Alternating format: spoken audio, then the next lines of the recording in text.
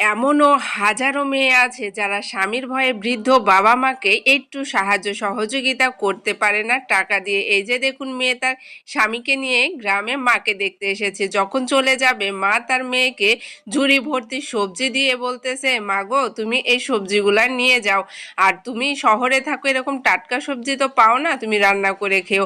তখন মেয়ে বলতেছে, মা তুমি এই সবজিগুলা রাখো, বরং এই টাকাগুলা রাখো, তুমি এই টাকা দিয়ে তুমি একটু ভালো মন্দ খেও। আমি কয়দিন এসে দেখলাম তুমি ভালো মন্দ একদমই খাও না।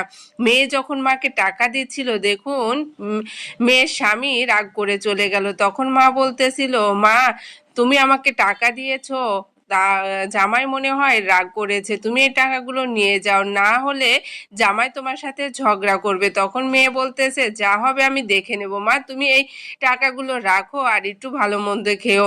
তখন মা মেয়েকে বলতেছে, মা তুমি আর একটু ভেবে দেখো, এই টাকাগুলো নিয়ে যাও, না হলে তোমার সংসারে অশান্তি হবে। তখন দেখুন মা ঝুড়ি ভর্তি সবজিগুলো মেয়েকে দিল, আর যখন মেয়ে চলে গেল, মা অঝরে কান্না করতেছে। একজন মা কতটা অসহায় দেখুন।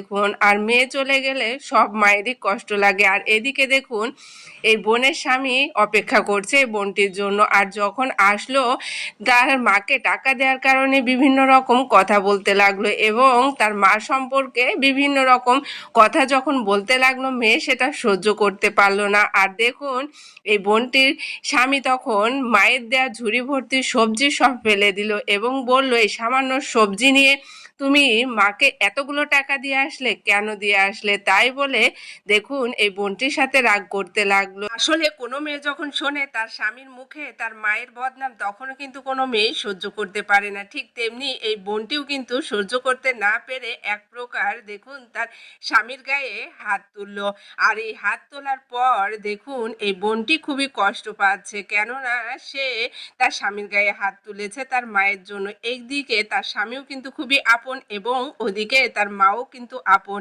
আসলে মেয়েরা যতই হোক না কেন, তাও কিন্তু তার মায়ের কথা কখনোই তার স্বামীর মুখ থেকে শুনতে পারে না, তাও যদি হয় খারাপ কথা। দেখুন এই বোনটি তার স্বামীকে বোঝানোর চেষ্টা করতেছে যে আমার মা কত কষ্ট করে আমাকে মানুষ করেছে, আর আমি যে এখন চাকরি করি, তুমি যে আমার এই চাকরি দেখে আমাকে পছন্দ করে বিয়ে করেছো, এটা শুধুমাত্র আমার মায়ের জন্য, আমার বাবা নাই। আর আমার মা কত কষ্ট করে গ্রামে আমার মা আমাকে মানুষ করেছে, আর আমার মা আমাকে যে মানুষ করেছে, অন্য মা হলে কখনোই আমাকে এভাবে মানুষ করতে পারতো না। গ্রামে থেকে শহরে পাঠিয়েছে। আমার মা গ্রামে কৃষি কাজ করে সেই কৃষি কাজের টাকা